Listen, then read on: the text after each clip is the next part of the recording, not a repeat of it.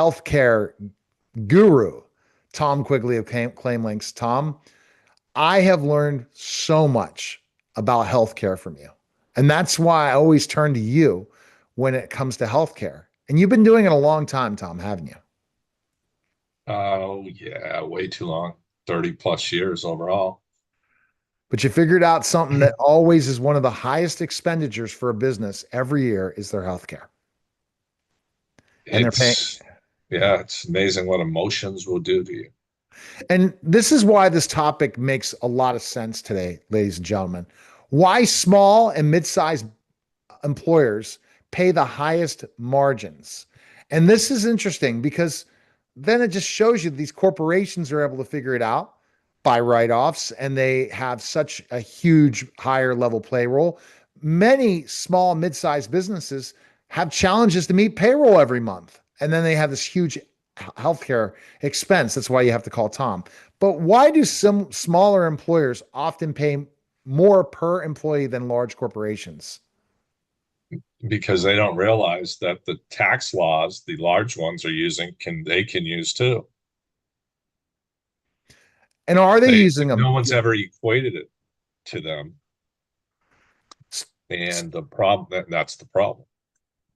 So these large corporations are using these types of things to provide better benefits for their employees. Yeah, they're using Section 105, the tax law, for every self-funded plan like P&G, GE has. Same tax law. They're not, quite frankly, they're not using it as efficiently as they could, but the smaller businesses aren't using it at all, or they're See, using it in a crazy way, like individual coverage, health reimbursement arrangements, or those kind of items. And they don't make any sense compared to a medical expense reimbursement plan like the big boys use. wow. I wouldn't have thought that, Tom. So that's just an interesting thing because I always thought large corporations decided to pay a lot more, and that's not true. Mm-mm, Okay. not true. All right. They're doing it differently. And quite frankly, they're not doing as efficiently because they're missing the HIP and the Affordable Care Act laws because the larger agents are making so much money on their plans, they don't want people to be smart. Sure. How does being fully insured impact pricing power for mid-size employers? Well, if you're fully insured the way that with the traditional Blue Crosses and United Healthcares and of the world, um, or Cignas, you can name them all, Aetna's, all of them. The problem is your rates are high. You're not getting anything. Um, you're being taken advantage of. Um, they don't give you any data to make logical decisions on how to buy it.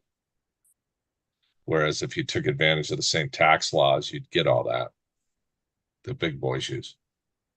You can still use their plans, but you buy them differently, so you save a lot of money from the way they have you buying it. Are small and mid-sized businesses subsidizing large employer plans? No, they Why may is why is that? because they're all in a pool. The small ones are all in a pool for the fully insured plans, among other small business owners. And the state departments of insurance dictate whether how much the insurance companies can go up on rates. Hmm. The corrupt departments of insurance that get premium tax and make crazy, silly rules. Um, yeah, them.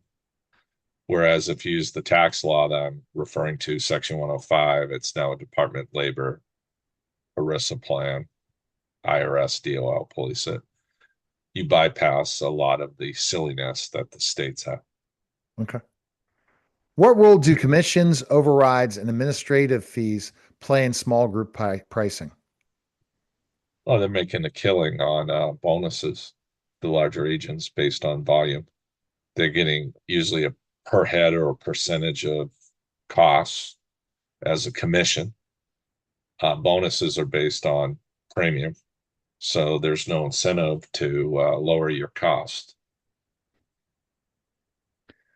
How does lack of claims transparency inflate margins? Well, they make up good stories and you have no way of knowing if it's true. If you're like a 50-person group and you're anything considered large group, 50 and above, they're using data against you or level funded plans, data against you. And the problem is it doesn't tell the whole story. Each plan has a retention or stop loss, whatever you want to call it, where the most one person can hit you with is like 100,000 or 50,000, whatever it is. So what they do, see it all the time. Two things they do is you go and you have a premature kid and it's $1 million baby. Well, you're paying on your premium for the retention coverage above 100. So that 900,000 should be wiped off, or the 950 if it's a 50,000 retention. So why are you using that data against them at renewal? Because you say, oh, our loss ratio on your group was 281%. Well, I knock all that down and I go, okay. And they're getting the rebates and dispensing fees on the drugs, and they're making a killing on that. They don't report that. They use the whole drug amount against you.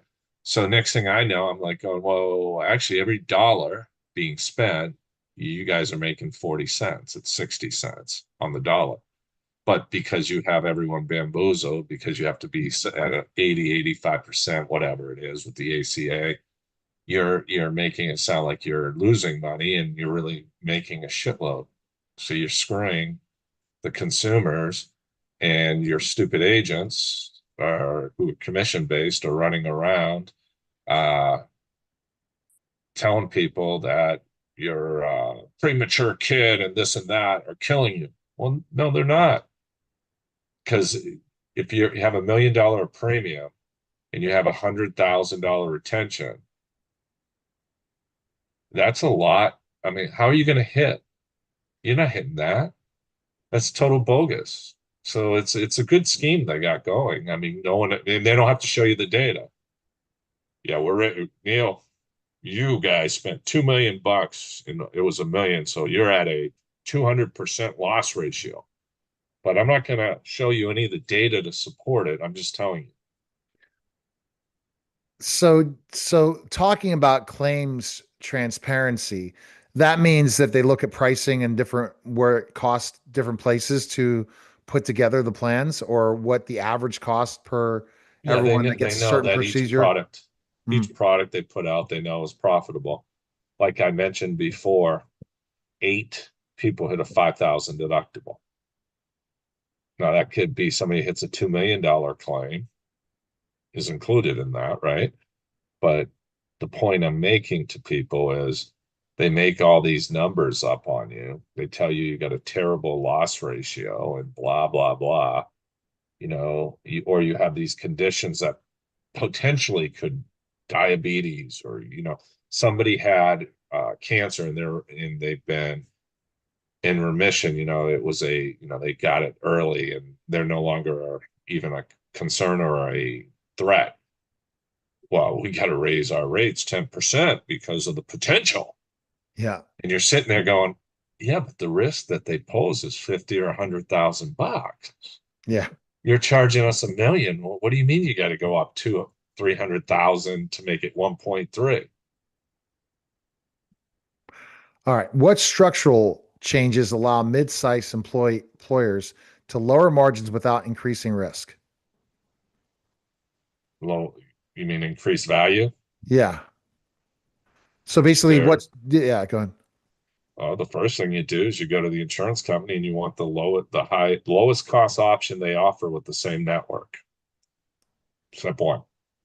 Step two, you should implement a medical expense reimbursement plan to cover the difference to give them the same benefits or better usually. Three, you should allow people, if they can go on a spouse, military, individual, with or without subsidies, depending on the size of your company, Medicare, Medicaid, parents plans, whatever ACA compliant plan, not max, write them off. And if you can get on those plans, the company will pay up to X amount and give you these benefits. So you get lower cost options guaranteed, and those rates are based off of not on your group. So those three things will knock your rates in half, square root. And then you can always fourth, go get another group health plan, All right. play a game. The best place to go is go to claimlinks.com and schedule a call with Tom and his team today. It's very interesting when we hear about these things. It's a no-brainer. We'll spin it 60 different ways. But if you want to know what's going on with your healthcare, contact Tom today. Appreciate it, Tom.